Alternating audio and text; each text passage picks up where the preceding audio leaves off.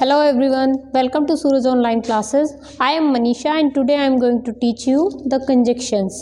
So first of all देख लेते हैं कि conjunctions होते क्या हैं. कंजक्शंस ऐसे वर्ड होते हैं जैसे दो पैराग्राफ हो या दो सेंटेंस हो तो उनको बीच में ज्वाइंट करने वाले जो कनेक्टर्स भी हम उनको बोलते हैं वो कंजक्शंस होते हैं.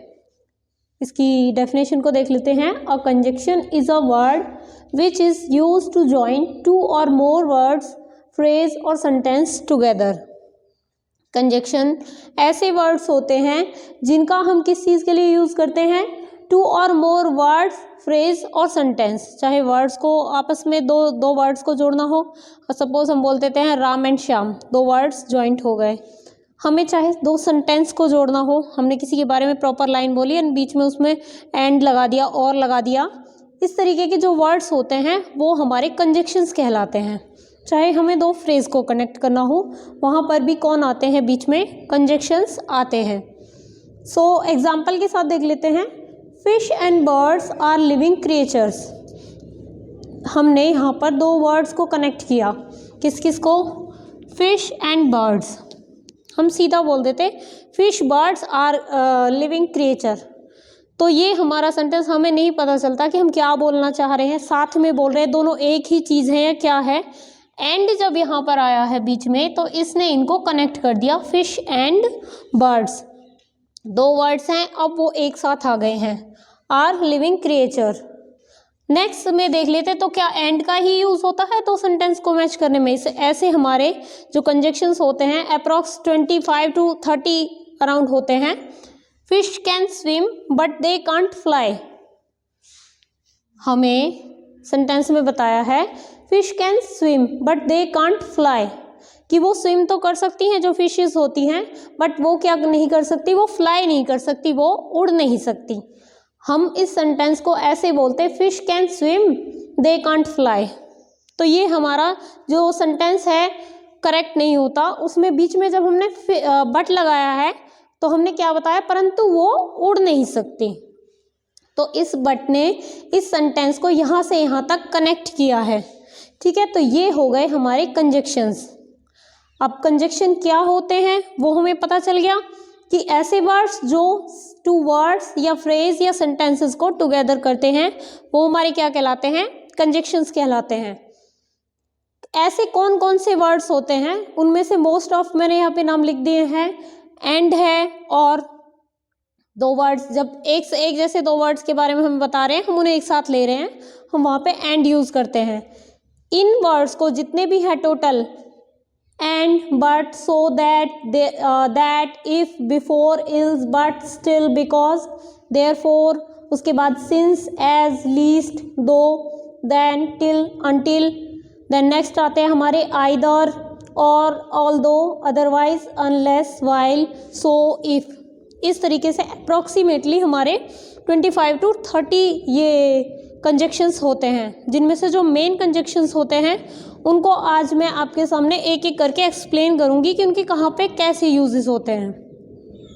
हम इनको नॉर्मली देखें तो हम इनकी हिंदी भी जान के कर सकते हैं, पर कंजक्शंस में कन्फ्यूज़न हिंदी से ही शुरू होती है कि बहुत सारे वर्ड ऐसे होते हैं जिनकी हिंदी तो सेम टू सेम होती है कि इसका भी मतलब ये ही निकल रहा है, इसका भी मतलब ये निकल रहा है. तो मैं आपको आज एग्जाम्पल्स के साथ बताऊंगी कि किसका कहाँ पर यूज़ होता है. हिंदी हम ज़रूर देखेंगे किसकी क्या है, बट हिंदी जानकर थोड़ा सा कंफ्यूज नहीं होना है कि इसकी हिंदी भी यही है और इसकी भी यही है. तो वहाँ पर जैसे दो है, ऑल दो है, इस तरीके के जो वर्ड्स होते हैं बहुत माइनर सा डिफरेंस होता है इनके यूजेस में. कोई वर्ड बहुत ज़्यादा यूज़ किया जाता है, कोई वर्ड बहुत कम यूज़ किया जाता है. तो कहाँ पर कैसे यूज़ होते हैं आज वन बाय वन हम इनको देखेंगे कि ये वर्ड्स कैसे यूज़ होते हैं.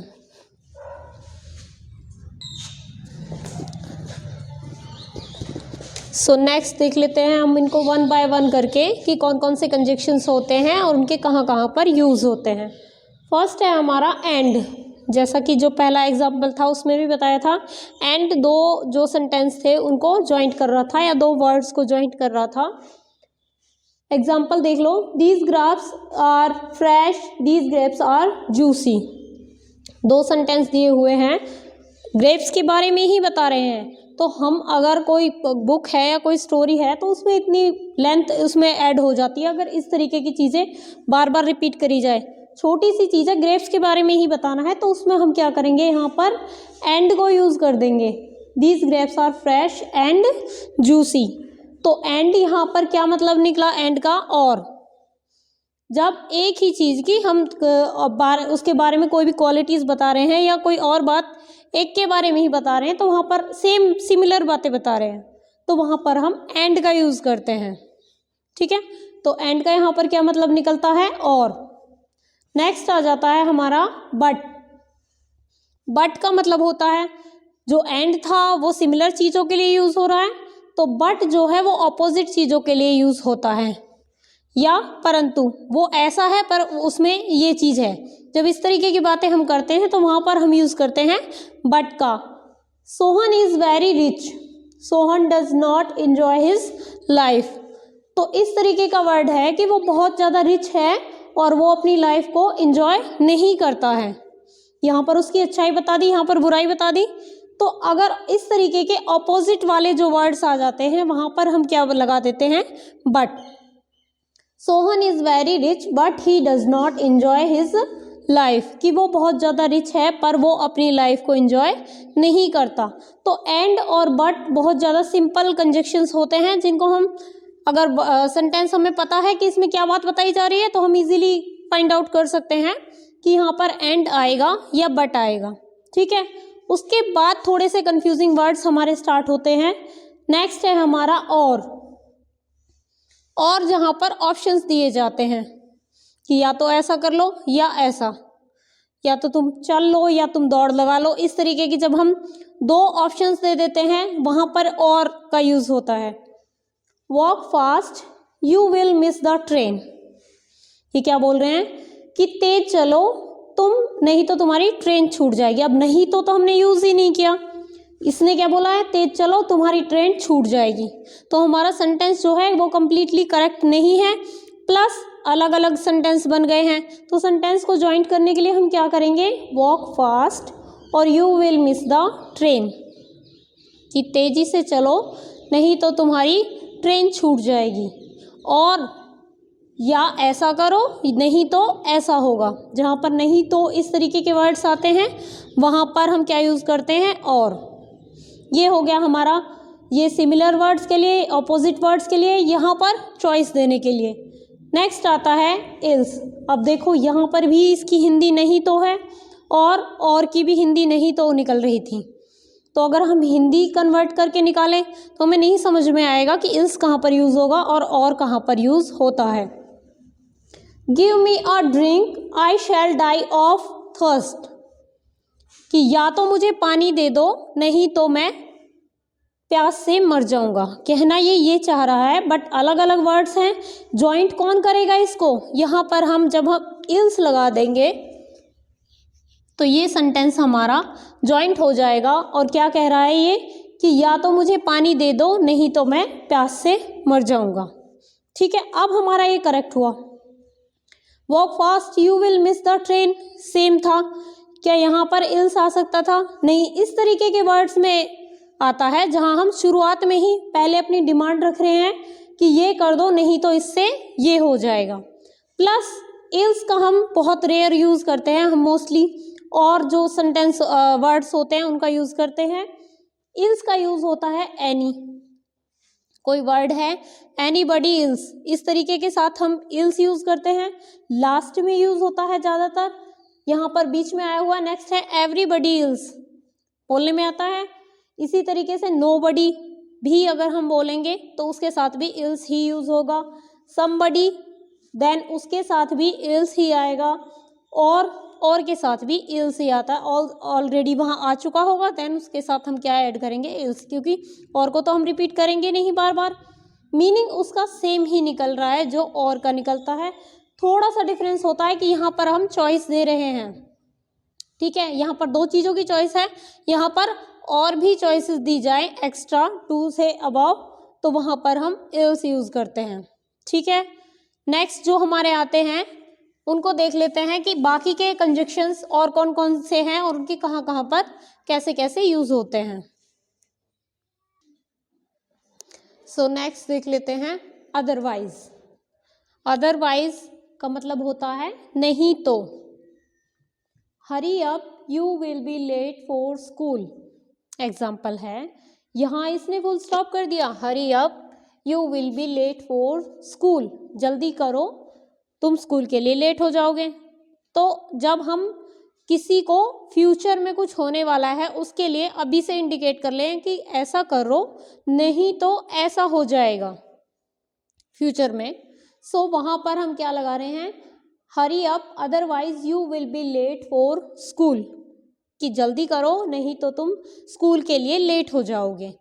ठीक है, तो वहाँ पर हम क्या यूज़ करते हैं, अदरवाइज। अदरवाइज और एल्स, इनके ऑलमोस्ट सेम सिमिलर ही यूज थे कि कहाँ पर कैसे यूज होते हैं। नेक्स्ट है अनलेस। अनलेस का मतलब होता है इससे पहले कि, जब तक नहीं, मतलब हम कोई स्पेसिफिक टाइम देते हैं कि जब तक तुम ये कर लो, जब तक ये नहीं हो जाता तुम ये नहीं कर सकते। इस तरीके की जब हम कंडीशन रखते हैं ना, तो वहाँ पर हम अनलेस का यूज करते हैं। You can not go home you have completed work. तुम घर नहीं जा सकते, तुमने काम किया। क्या ऐसे सेंटेंस बनता है? नहीं। तो यहाँ क्या लगाएंगे हम, अनलेस। हम इसके बीच में अनलेस ऐड कर देंगे, देन हमारा सेंटेंस क्या होगा, you can not go home unless you have completed work, कि तुम जब तक घर नहीं जा सकते जब तक कि तुम्हारा काम पूरा नहीं हो जाता। हम किसी के सामने कंडीशन रख देते हैं कि तब तक तुम्हें ये चीज़ नहीं मिलेगी, तब तक जब तक कि ऐसा नहीं हो जाता। तो वहाँ पर हम क्या यूज़ करते हैं, अनलेस। ठीक है, क्या बाकी के यहाँ पर इसकी जगह ले सकते थे? जो अनलेस है ये हमारा क्लियर कट बिल्कुल अलग दिखाई दे रहा है कि इस तरीके के वर्ड सिर्फ वहाँ ऐसी जब कंडीशन रखी जाए जब तक कि, तो वहाँ पर हम अनलेस ही यूज़ कर सकते हैं। हम यहाँ पर अदरवाइज यूज़ करते, हम बट यूज़ करते, तो हमारे सेंटेंस की मीनिंग वो नहीं निकलती। तो ये स्पेसिफिकली अलग है, इसका हमें हिंदी पता चल गया। इससे पहले कि जब तक ये नहीं हो जाता तो वहाँ पर हम अनलेस यूज़ कर देते हैं, तो ये हमारे लिए इजी रहता है। अब है कुछ ऐसे words, so, therefore, because, as, since, Hindi भी इनकी अलग अलग निकल जाती है। सो इसलिए हम जब रीज़न देने के लिए यूज़ करते हैं, देयरफॉर इसीलिए, यहाँ पर भी इसीलिए इसका मतलब निकला। बिकॉज क्योंकि, एज जैसा कि, सिंस क्यों जैसे कि, इस तरीके के जो वर्ड्स हैं ऑलमोस्ट मिक्स है एक दूसरे के साथ। सो इनका हम अलग अलग करके कैसे समझेंगे कि इनका क्या यूज़ होता है। सेम वर्ड है, हमने दो बातें बोल दी कि Raman won the gold medal, he practised a lot. हमने रमन के बारे में दो बातें बता दी कि एक तो उसे गोल्ड मेडल मिला है और दूसरा उसने बहुत ज़्यादा प्रैक्टिस की थी। अब इसी बात को हम चार तरीके से कैसे कह सकते हैं, देखो। Raman practised a lot so he won a gold medal. यहाँ हम क्या कह रहे हैं, रमन ने बहुत ज़्यादा प्रैक्टिस की थी इसलिए उसने गोल्ड मेडल जीत लिया। सो का हमारा ये आ गया, सबसे आगे सो है तो सो हमने यहाँ पे लिख दिया, सो इसलिए वो गोल्ड मेडल जीत गया। हिंदी भी इसकी इसलिए निकल के आई। और सो का हमने यूज़ भी देख लिया कि हम किसी चीज़ का कॉज इफेक्ट बताते हैं कि उसका कारण क्या था, उसने गोल्ड मेडल क्यों जीत लिया, क्योंकि उसने प्रैक्टिस की थी। ठीक है, तो यहाँ पर हम जो कॉज इफेक्ट है उसके बीच में हम क्या लगा देंगे, सो लगा देंगे कि ये इसका कारण बता रहा है। ठीक है, next same sentence, Raman practiced a lot therefore he won a gold medal। Raman ने बहुत ज़्यादा प्रैक्टिस की थी इसीलिए उसे क्या मिल गया, गोल्ड मेडल मिल गया। हम यहाँ पर उसकी जो प्रैक्टिस है उसको बता रहे हैं कि उसने प्रैक्टिस की थी इसीलिए उसे गोल्ड मेडल मिल गया। देयरफॉर यहाँ पर आ गया, यहाँ तो उसने प्रैक्टिस की थी, उसका रिजल्ट उसे क्या मिला कि उसे गोल्ड मेडल मिल गया। यहाँ पर हमने सो यूज़ कर दिया। यहाँ पर कि उसने बहुत ज़्यादा प्रैक्टिस की थी इसीलिए, अगर वो प्रैक्टिस नहीं करता तो उसे गोल्ड मेडल नहीं मिलता, ही वॉन अ गोल्ड मेडल। ठीक है, यहाँ पर हम रीज़न दे रहे हैं, ये रीज़न है, ये इसका रिजल्ट निकल के आ रहा है। ठीक है, सेम सेंटेंस में डिफरेंट हमारे जो कनेक्टर्स है, कंजक्शंस हैं वो यूज़ हो रहे हैं। थर्ड में देखिए, Raman won gold medal because he practised a lot. मैंने आपको कहा था कि एक ही वर्ड में अलग अलग कनेक्टर्स यूज हो सकते हैं हमारे जो कंजक्शंस हैं। तो इसमें देखो, रमन वॉन गोल्ड मेडल, उसने गोल्ड मेडल जीता। क्यों जीता? अगर हम क्वेश्चन करें क्यों, तो उसका आंसर आएगा क्योंकि ही प्रैक्टिस्ड अ लॉट, क्योंकि उसने बहुत ज़्यादा मेहनत की थी। सेम सेंटेंस के हमारे 3 टाइप्स मैंने आपको बता दिए। यहाँ इसका मतलब क्या आया? क्योंकि, और यहाँ पर इसलिए, इसीलिए और क्योंकि। 3 आ गए हैं हमारे कंजक्शंस। साथ साथ हम इनके यूजेस भी देखते जा रहे हैं कि ये कैसे कैसे वर्ड्स में यूज होते हैं, प्लस हिंदी भी देखते चल रहे हैं। 4th पे आ जाते हैं। As Raman practised a lot he won a gold medal. जैसा कि, यहाँ पर एज का मतलब क्या निकल के आया? जैसा कि। As Raman practised a lot he won a gold medal. जैसा कि रमन ने बहुत ज़्यादा प्रैक्टिस की थी, इसीलिए उसने गोल्ड मेडल जीत लिया। इसीलिए यहाँ पर हिंदी में नहीं निकल के आया। हम अपनी तरफ से देखते हैं कि as Raman practised a lot, जैसा कि रमन ने बहुत ज़्यादा मेहनत की थी, उसने गोल्ड मेडल जीत लिया। यहाँ पर एज की हिंदी क्या होगी? जैसा कि। और एज द रिजल्ट, किसी भी चीज़ का हम रिजल्ट अगर हम बताते हैं, जैसा कि उसने ऐसा किया था तो ये हो गया, इस तरीके के सेंटेंसेस में हम क्या यूज़ करते हैं? एज का यूज़ करते हैं। किन तरीके के सेंटेंसेस में? जिनमें हमें परिणाम बताना होता है कि जैसा कि उसने ऐसा किया था तो उसके साथ ऐसा हो गया, या उसे ऐसा रिजल्ट मिला, जैसा कि वो ये करता आ रहा है। इस तरीके के जो सेंटेंसेस होते हैं जैसा कि, जिनमें यूज होना होता है, वहां पर हम क्या लगाते हैं? एज का यूज करते हैं। नेक्स्ट है, since Raman practised a lot he won a gold medal.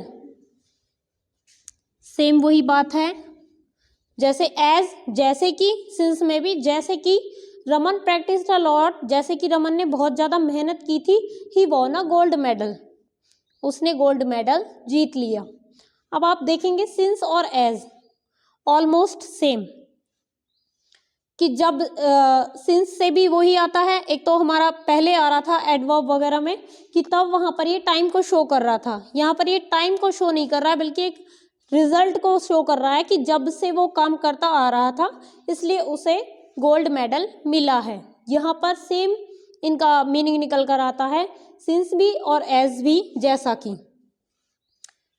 इसी तरीके से सेम वर्ड थे, ये हमारे 2 सेंटेंस दे रखे थे, उनको हमने अलग अलग तरीके से यूज़ किया कि जहाँ पर ये बीच में यूज़ हो गया, इस तरीके से 3 वर्ड्स में हमने बीच में कंजक्शन ऐड किया, और मीनिंग थोड़े बिल्कुल माइनर सा डिफरेंस आता है, मीनिंग भी वही निकल रहा है। हमें वो बात बतानी थी, हमने अपनी वो बात इनमें क्लियर की है।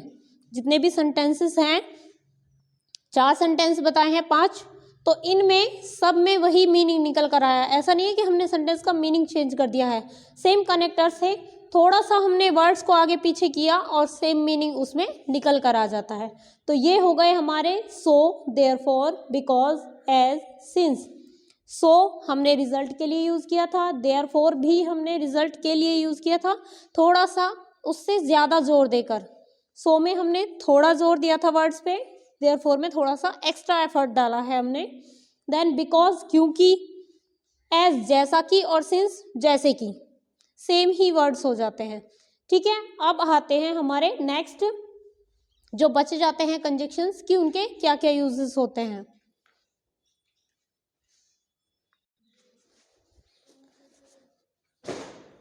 सो नेक्स्ट आते हैं हमारे कंजक्शंस, दो, ऑल्दो, स्टिल।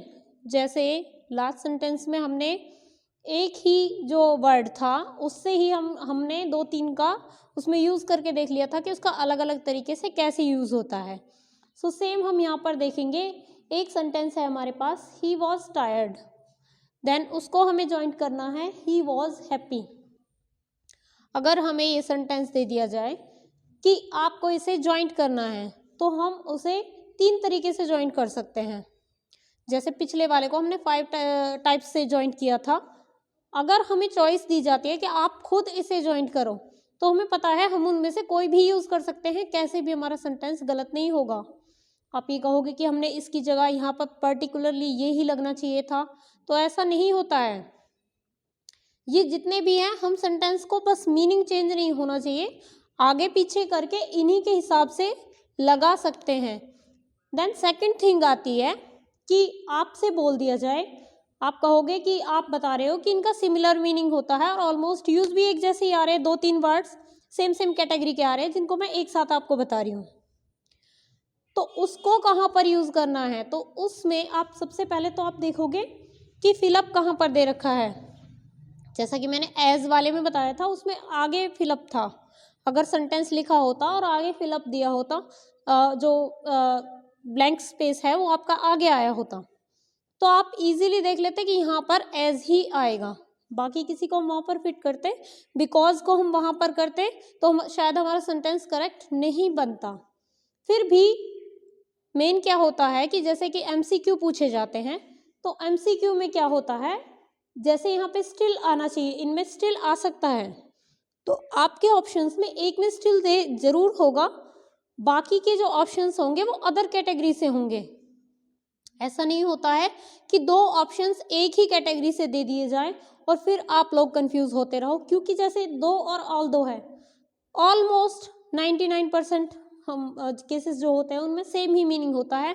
बस जो ऑल 2 होता है, इसका जो राइटर्स होते हैं बहुत अपने जो उनकी क्रिएशंस होती हैं उनमें यूज़ कर लेते हैं। बाकी मोस्ट ऑफ सेंटेंसेस में हम लोग क्या करते हैं, 2 यूज़ कर लेते हैं या थस जो होता है उसका यूज़ कर लेते हैं। इन चीज़ों के तो कुछ ऐसे वर्ड्स होते हैं जिनको जैसे पोएम्स में या स्टोरी वगैरह जो राइटर्स होते हैं भारी भरकम वर्ड्स बनाने के लिए उनका यूज़ करते हैं, और जो हमारी डेली लाइफ होती है उनमें हम बहुत से कॉमन से ही वर्ड्स होते हैं जिनका यूज़ करते हैं। तो फर्स्ट ऑफ ऑल तो आपको हिंदी पता होनी चाहिए। सेकंड थिंग, आपको पता होना चाहिए कि कौन सा वर्ड किस कंडीशन में कहाँ पे यूज़ होता है। 2 एक जैसे आ जाएं, आप ये सोच सोच के परेशान हो जाओ कि 2 एक जैसे वर्ड आ गए तो हम क्या करेंगे। बहुत रेयर केसेस होते हैं जिनमें 2 ऐसे एक जैसे वर्ड आपके ऑप्शंस में डाले जाते हैं। अगर उनका जो मीनिंग है वो डिफाइन नहीं है, एक दूसरे से बिल्कुल अलग नहीं है, थोड़ा बहुत अलग है, जो थोड़ा बहुत अलग है वो मैं आपको बता देती हूँ। देखिए 2 है, पहले में हमने 2 को यूज़ किया है, ही वॉज हैप्पी दो ही वॉज टायर्ड, वो खुश है हालांकि ही वॉज टायर्ड, हालांकि वो थका हुआ था। हालांकि यहाँ पर आ गया, सेम हम हिंदी में अलग बोल देंगे बट इंग्लिश में इनका मीनिंग वही निकलेगा। Although he was tired he was happy, थके होने के बावजूद भी वह खुश है, के बावजूद, हालांकि, इस तरीके के वर्ड सेम कंडीशन में ही यूज होते हैं। He was tired still he was happy, वो थका हुआ था फिर भी, स्टिल यहाँ पर क्या मतलब निकला, फिर भी वह खुश था। जब हम इन वर्ड्स को, अब हिंदी तीनों की हमारे पास अलग अलग आ गई है, बट जब हम इनको अप्लाई करेंगे तो अब एप्लीकेशन इनका ऑलमोस्ट सेम होता है, और जब हम सेंटेंस की हिंदी निकालेंगे तो भी ऑलमोस्ट सेम ही आई। ऐसा तो नहीं है कि यहाँ पर कुछ ऑपोजिशन निकल कर आ गया कि वो थका हुआ था फिर भी वो खुश था। मेन हमें ये बात बतानी है और हमारी ये बात आगे तक पहुँच रही है। तो तीनों वर्ड्स ये इसी तरीके के हुए। दो वो थके होने के बावजूद, आल्दो यद्यपि, या हालांकि, यहाँ पर भी सेम आएगा। इवन हम इनको इनके सिनोनियम्स में भी लेते हैं, ये वर्ड्स एक दूसरे के सिनोनियम्स में भी काउंट होते हैं। थर्ड है he was tired still he was happy, फिर भी, स्टिल का थोड़ा सा अलग फिर भी मीनिंग जा रहा है यहाँ पर। इसका मतलब क्या होता है, स्टिल, तो हम दो और स्टिल को काफ़ी ज़्यादा यूज़ में लेते हैं और दो को हम बहुत कम यूज़ करते हैं। नेक्स्ट है, ये हो गए एक ही कैटेगरी के वर्ड्स, जैसे एज, बिफोर, देयरफॉर, वो सभी एक कैटेगरी में आते हैं, वैसे ही ये तीनों एक ही कैटेगरी में आते हैं, इसलिए एक ही सेंटेंस के साथ इनके अलग अलग यूजेस दिखा दिए कहाँ कहाँ पर ये कैसे कैसे यूज होते हैं। ठीक है, नेक्स्ट आता है व्हेन। व्हेन बहुत इजी में आ गया हमारा, क्योंकि हमें इसका सिंपल सा मीनिंग पता चल गया। जब, I was sad I heard the news, I was sad, मैं उदास था जब मैंने ये न्यूज़ सुनी थी। व्हेन, यहाँ पर हमने वैन को ऐड करके इसे एक कंप्लीट जॉइंट कर दिया सेंटेंस को, और इसका रिप्लेसमेंट नहीं है हमारे पास। हालांकि अगले वाले में देखोगे आप तो भी उसका भी मीनिंग जब ही आ रहा है। एक दूसरे से अलग कैसे हैं अभी आगे बताती हूँ मैं आपको, पहले इसको देख लेते हैं। ऐसे सेंटेंस जिनमें हमें किसी भी हम पर्टिकुलर सिचुएशन की बात कर रहे हैं कि जब मैंने ऐसा किया, तो वैन का मतलब जब ही होता है, सबको पता है, नॉर्मल सा सेंटेंस है, वर्ड है हमारा। तो वैन कि मैं सैड था जब मैंने ये खबर सुनी, इस तरीके के जब वर्ड्स आएंगे ऑब्वियसली आप वैन वहाँ पर ऐड कर सकते हो। फिर आप कहोगे कि अगले सेंटेंस में भी आपने हिंदी जब ही लिखी हुई है, वाइल की भी हिंदी जब ही आ रही है, तो ये क्या है? अगर सिंपल सेंटेंस आया है then we will use when, but अगर इसमें एग्जाम्पल के साथ देखो, the inspector entered the class, the teacher was teaching, यहाँ पर कोई काम चल रहा था। सिमिलरली एक साथ दो कामों के होने के बारे में जब हम बताते हैं कि जब ये काम हो रहा था ना तब ये हुआ था, इस तरीके की जब बातें करी जाती हैं कि जब मैं वहां पर गया तब वो ऐसा कर रहा था, जब मैंने ऐसा किया तब ऐसा हो रहा था, उस दौरान कोई काम चल रहा होता है, उस दौरान, then we will use while. ठीक है। एंड अगर सिंपल सेंटेंस बोला गया है कि जब ऐसा हुआ, मैंने ये न्यूज़ सुनी, जब मैंने ये न्यूज़ सुनी और मैं उदास हो गया, तो यहाँ पर सिंपल सेंटेंस था, यहाँ पर हम किसी काम के चलते रहने के बारे में बता रहे हैं। ठीक है, तो यहाँ पर हमने व्हाइल का यूज़ किया। हो गए अलग, हिंदी एक निकल रही थी अलग है, यहाँ पर हिंदी अलग अलग निकल रही थी बट यूजेस से ऑलमोस्ट सेम आ रहे थे। ठीक है, नेक्स्ट है लीस्ट। लीस्ट का यूज़ हम किसी फियर के लिए करते हैं, जब हम किसी को डराते हैं या अपने ही अंदर का कोई भय प्रकट करते हैं कि कहीं ऐसा ना हो जाए। जैसे do not go out, you could catch a cold. Do not go out, यहां पर हम यूज कर देंगे लीस्ट का। अब आप सोचेंगे कि लीस्ट का यूज कर दिया पर क्या मतलब निकलता है इसका? वो अपना फियर बता रहा है, you could catch a cold, तुम्हें ठंड लग सकती है, तो वो वार्निंग दे रहा है आगे के लिए। जब वार्न किया जाता है, उस वार्न करने के लिए हम लीस्ट का यूज करते हैं। Do not go out least you could catch a cold.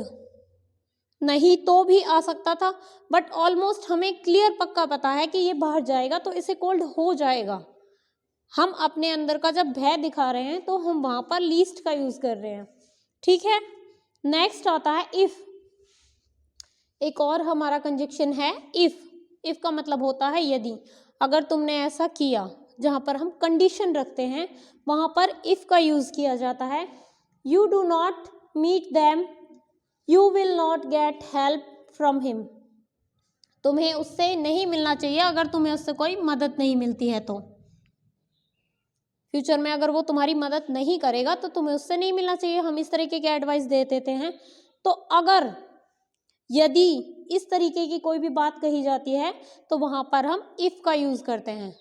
If का मतलब क्या है? हम कंडीशन रखते हैं कि अगर ऐसा हुआ, अगर ऐसा नहीं होता है, इवन अगर हमसे ये क्वेश्चन कोई भी किया जाए कि you do not meet him if you will not get help from him, तुम्हें उससे नहीं मिलना चाहिए अगर तुम्हें उससे मदद नहीं मिलती है। अगर ऐसा होता है, if I will get help from him I will meet him, मैं अपनी एक्सप्लेनेशन इस तरीके से भी दे सकती हूँ कि अगर मुझे उससे मदद मिली तो मैं उससे मिलूंगी। तो वहां पर इफ हो गया हमारा कंडीशन रखने के लिए। ठीक है, तो ये थे हमारे टोटल ऑलमोस्ट 25 to 27 अराउंड हमारे कंजक्शंस थे। जितने भी हमारे मेन होते हैं आपको एक एक करके उनके यूजेस प्लस एग्जाम्पल्स साथ के साथ दिए हैं। सो आई होप आपको ये क्लियर हो गए होंगे। अब हम देखते हैं इसके कुछ एग्जाम्पल्स कि इनके यूज हम कैसे करते हैं। जब आपको एक्सरसाइज के साथ वो करवाए जाएंगे सो आई होप उसके बाद आपको क्लियर हो जाएगा कि कौन सा वर्ड कहाँ पर यूज होना चाहिए। वैसे तो आपको जब एक्सरसाइज करवाई जाए, यहाँ पर क्वेश्चंस राइट डाउन किए जाए, तो फर्स्ट आप जब देखते हो उसको तो तभी आपको समझ में आ जाना चाहिए कि इसमें कौन सा वाला आएगा। थोड़ी बहुत जो कंफ्यूजन रहती है वो मैं साथ के साथ एक्सप्लेन करके आपको आगे करवा देती हूँ।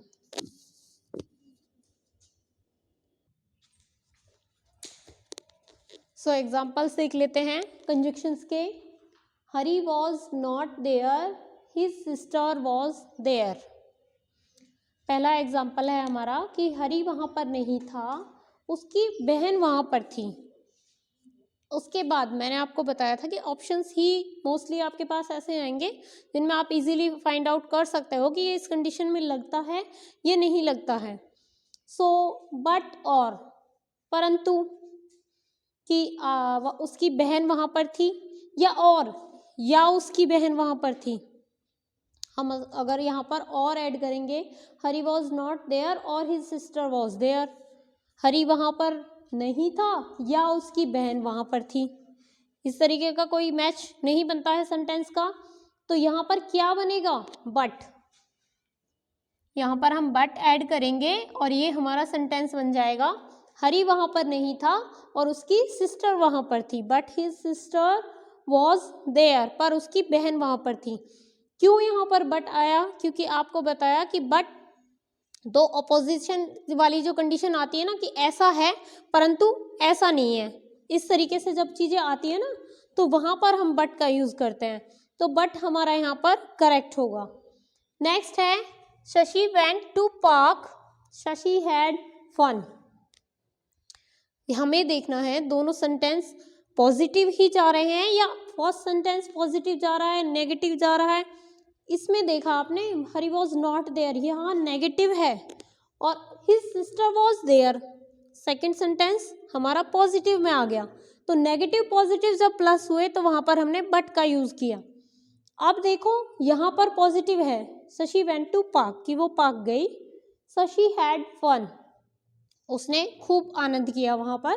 सो दोनों ही चीज़ें हमारी पॉजिटिव में जा रही है, पॉजिटिव में जा रही है तो हमने यहाँ पर क्या यूज़ करना था, एंड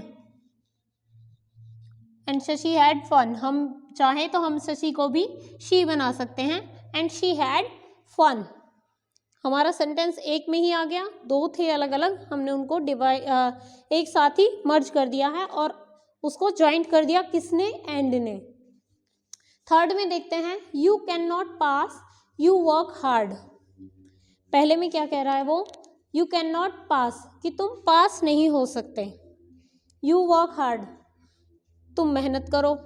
तो क्या कहना चाह रहा है ये, तुम जब तक पास नहीं हो सकते जब तक कि तुम मेहनत नहीं करते।